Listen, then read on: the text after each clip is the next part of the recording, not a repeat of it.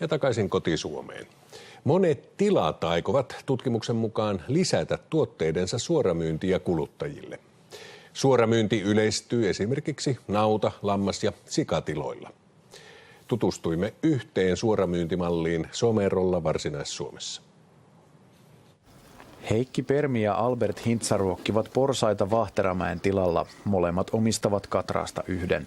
Miehet maksoivat sijastaan könttäsumman, jota vastaan tilan isäntä kasvattaa porsaan teuraskuntoon asti. Lisäksi omistajat saavat mahdollisuuden käydä seuraamassa porsaan kasvua ja elinolosuhteita. Näin, että ne on onnellisia siinä. Ja sitten joka tapauksessa tämä ei tule mulle maksamaan liikaa ja myös yrittäjäkin saa ihan omansa siitä. Tyttöystävä ei suostu syömään sikaa ollenkaan normaaliolosuhteissa, mutta tämä kelpasi hänelle, joten yhdessä lähdettiin sitten sijoittamaan puolet ja puolet tuohon. Vahteramäen tilan isäntä aloitti porsaiden kasvatuspalvelun kokeilumielellä tänä kesänä.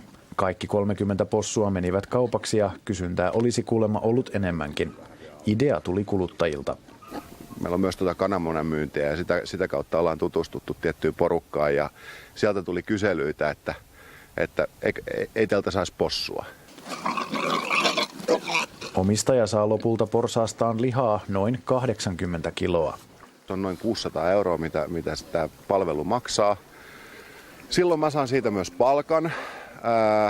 Possut saa elää hyvin. Musta se on kuitenkin ihan reilu korvaus. TNS Gallupin maatalousyrittäjille tekemän tutkimuksen mukaan suoramyynti kotieläintiloilta kuluttajille ja ruokapiireille yleistyy.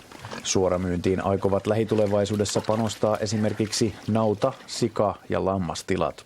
Kuluttaja haluaa ruoantuotantoketjun läpinäkyvyyttä ja sen ruoan jäljitettävyyttä. Että suoramyynnillä se pystytään viemään sinne suoraan ihan alkulähteille. Porsailla on kasvuaikaa joulukuuhun asti. Mutta onnistuuko teurastuspäätöksen tekeminen, kun on nähnyt eläimen ja käynyt sitä ruokkimassa? Onnistuu joo, ja odotan innolla sitä, että pääsen sanomaan, että mitä siitä tehdään, että millä tavalla leikataan.